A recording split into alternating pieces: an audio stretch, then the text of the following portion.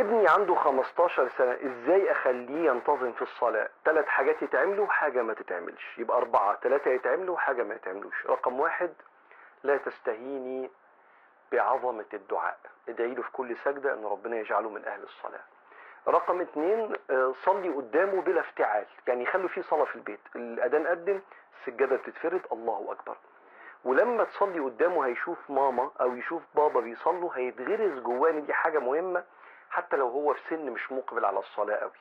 فصلوا قدامه. رقم 3، محتاجين نكلم عيالنا عن ربنا، لان الصلاة هي لقاء اراده الله، ربنا اللي طلب اللقاء. فلو العيال تعلقت بالله، لما يعرفوا ان ربنا طالب المقابلة هيجروا تعظيما للاله الذي طلب اللقاء. فكلموا العيال، شاوروا على الاكل اللي في البيت، قولوا ده من فضل ربنا. لو عندكم مروحه ولا تكييف شاوروا عليه، قولوا ده رزق ربنا، لولا كنا زماننا قاعدين في الحر. شاوروا على التليفون اللي بنتكلم منه ده، ونقول سبحان الله اللي قرب المسافات عشان ما يتعبناش. شاوروا على كل خير في حياتنا، وقولوا ده من ربنا. ويوم ورا يوم بركه الدعاء والصلاه اللي في البيت والكلام عن ربنا، العيال هتصلي. لكن الحاجه اللي ما نعملهاش، لا تصطدموا باولادكم عشان الصلاه. يعني فكر ابنك بالصلاة، بس ما تقولوش صليت ولا لا، هيكذب. هيكذب لو قلت له صليت، هيكذب.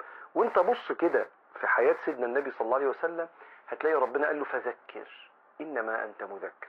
يبقى يا ولاد العصر قدن، يا ولاد المغرب قدن، يا ولاد يلا عشان العشاء. ونزعل من عيالنا زعلة كده جميلة. الزعل غير الغضب، قلت لك قبل كده، الغضب بيخلي العيال متحفزة وعايزة تدافع عن نفسها لو اتعصبت عليه، لكن لو زعلت هو هيقعد يراجع نفسه. فما نسألش أسئلة دايركت، إنما نذكرهم مع الدعاء والكلام عن ربنا سبحانه وتعالى والتذكير. أنا متأكد أن ربنا سبحانه وتعالى هيهدي أولادنا.